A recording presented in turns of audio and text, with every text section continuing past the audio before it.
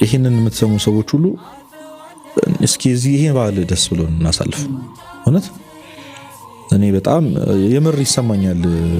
በዓል ሰሞን የሚከፋቸው ሰዎች በዓል ሲደርስ አይኖ የሆነ ትራውማ ይኖራል። የዛ ዕለት የተፈጠሩ ነገሮች ይኖራሉ፣ ያለፉት ነገሮች ምናምን ሁሉን ረስቶ ሴሪሞኒውን ትተን ምግብ መጠጡን ትተነው ጌታ ስለተወለደ ብቻ ክርስቶስ ስለተወለደ ብቻ ደስ ይበል። በጌታ ደስ ይበላችሁ አይደል ያለው? ለኔ ብሎ ሁሉን የፈጠረ አምላክ ሰው ሆኗል። ከሰውም በበረት ውስጥ ተወልዶልኛል። እንደ ሰው ተመላልሶ ለኔ ብሎ እንሂድ ቤተ መቅደስ ሄደን ጌታ ሆይ አመሰግናለሁ፣ በቃ እንኳን ተወለድክልኝ፣ እንኳን አንተ ሆንክ። ማርያምን ማንም አይታገሰኝም ነበር፣ ማንም አይችለኝም ነበር፣ እንደዚህ ማንም አሳልፎ እዚያ አይደርሰኝም ነበር